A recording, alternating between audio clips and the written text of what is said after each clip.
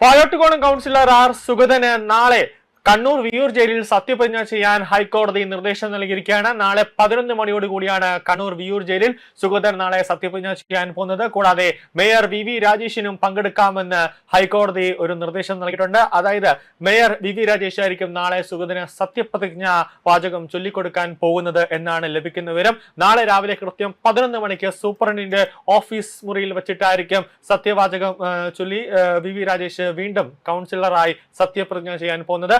നേരത്തെ അത് 2025 ഡിസംബറിൽ തിരുവനന്തപുരം നഗരസഭ BJP പിടിച്ചെടുത്ത സമയത്ത് തന്നെ അന്ന് ഈ BJPയുടെ കൗൺസിലർമാർ എല്ലാവരും കൂടെ സത്യപ്രതിജ്ഞ ചെയ്തിരുന്നു. അതായത് 20ഓളം കൗൺസിലർമാർ സത്യപ്രതിജ്ഞ ചെയ്തിരുന്നു. പക്ഷേ ഈ സത്യപ്രതിജ്ഞയിൽ ഓരോ ദൈവങ്ങളുടെയും പേരെടുത്ത് പറഞ്ഞുകൊണ്ടാണ് BJPയിലെ മിക്ക കൗൺസിലർമാരും സത്യപ്രതിജ്ഞ വാചകം അല്ലെങ്കിൽ സത്യപ്രതിജ്ഞ ചെയ്തത്.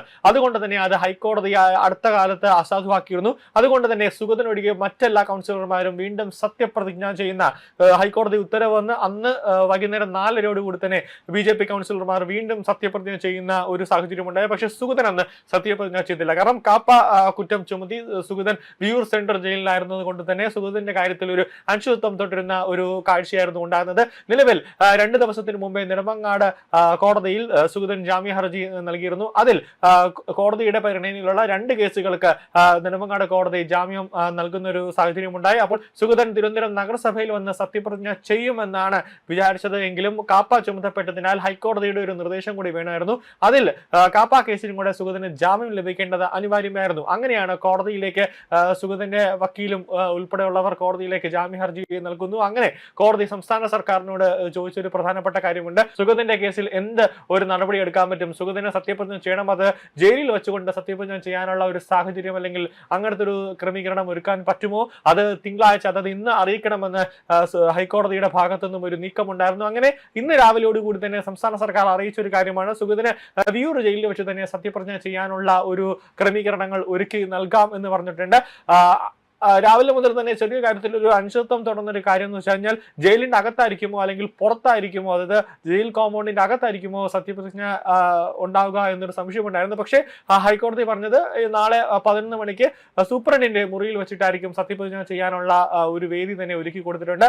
ഇനി ഇതിൽ ഏറ്റവും പ്രധാനപ്പെട്ട ഒരു പ്രശ്നമായി നിൽക്കുന്നത് ഈ മാസം തന്നെ എന്തായാലും കൗൺസിൽ യോഗം ചേരുമെന്ന് സമയത്തിന് മുമ്പാകെ മേയർ വി രാജേഷ് പറഞ്ഞിട്ടുണ്ട്.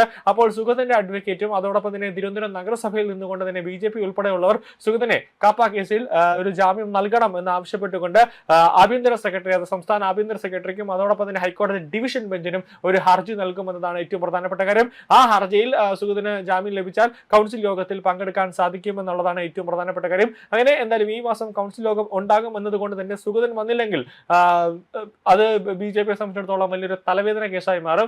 അപ്പോൾ വീണ്ടും തിരുവനന്തപുരം നഗരസഭ ഒരു പ്രശ്ന ബാധിത മേഖലയിലേക്ക് അല്ലെങ്കിൽ തിരുവനന്തപുരം നഗരസഭ വീണ്ടും ഒരു സംഘർഷ സാഹചര്യത്തിലേക്ക് കാര്യങ്ങൾ പോകും. CPM-ഉം അതോടൊപ്പം തന്നെ UDF-ഉം അടക്കം BJP ഇവിടെ നിന്ന് രാജിവെക്കണമെന്ന് ആവശ്യപ്പെട്ടുകൊണ്ട് അല്ലെങ്കിൽ സർക്കാരിന് തിരുവനന്തപുരം നഗരസഭയ്ക്ക് BJP ഭരിക്കാനുള്ള സാധ്യത നിയമമില്ല അല്ലെങ്കിൽ അതിനുള്ള അത്രയും അംഗങ്ങളില്ല എന്നൊക്കെ പറഞ്ഞുകൊണ്ട് വീണ്ടും ഒരു സംഘർഷമാവാൻ തിരുവനന്തപുരം നഗരസഭ ഒരു സംഘർഷ മേഖലയായി മാറാനുള്ള അല്ലെങ്കിൽ ഒരു വലിയൊരു പ്രശ്നം ഉണ്ടാകാനുള്ള ഒരു സാധ്യത ഉണ്ട് എന്നതാണ് ഏറ്റവും പ്രധാനപ്പെട്ട കാര്യം. അതുകൊണ്ട് തന്നെ ഉടനെ തന്നെ അടുത്ത ദിവസങ്ങളിൽ തന്നെ, അതായത് നാളെ സത്യപ്രതിജ്ഞ അതിനുശേഷം തന്നെ അതിന്റെ ഹൈക്കോടതിയിലേക്ക് ഡിവിഷൻ ബെഞ്ചിലേക്ക് പോകാനുള്ള പേപ്പർ വർക്കുകളെല്ലാം തന്നെ സുഗതന്റെ അഡ്വക്കേറ്റും അതോടൊപ്പം തന്നെ BJPയിൽ നിന്നുള്ള ഒരു പേപ്പർ വർക്കും നഗരസഭയിൽ നിന്നുള്ള ഒരു അഭിഭാഷകൻ മുഖേന ഹൈക്കോടതിയെ സമീപിക്കും. സുഗതനെ ജാമ്യം നൽകണം അല്ലെങ്കിൽ കൗൺസിൽ യോഗത്തിൽ പങ്കെടുക്കാനുള്ള എന്തെങ്കിലും ഒരു ഭാഗം അല്ലെങ്കിൽ എന്തെങ്കിലും ഒരു നീക്കം അല്ലെങ്കിൽ ഒരു നിർണായകമായ ഒരു നിർദ്ദേശം കോടതിയുടെ ഭാഗത്ത് നിന്നും ഉണ്ടാകണം എന്നതുമായി ബന്ധപ്പെട്ടായിരിക്കും വരും ദിവസങ്ങളിൽ തിരുവനന്തപുരം നഗരസഭയിൽ നിന്നും മേയർ വി രാജേഷിന്റെ ഒരു നീക്കം ഉണ്ടാകാൻ പോകുന്നത്. കൂടാതെ ഇന്ന് ഈ സുഗതന്റെ കേസ് കോടതി പരിഗണിച്ചപ്പോൾ തന്നെ പറഞ്ഞൊരു പ്രധാനപ്പെട്ട കാര്യമുണ്ട്. സുഗതൻ വാഴോട്ടുകോണം കൗൺസിലർ ആകുന്നതിന് മുമ്പ് തന്നെ സുഗതന്റെ പേരിൽ ഒട്ടനവധി കേസുകൾ ഉണ്ടായിരുന്നു.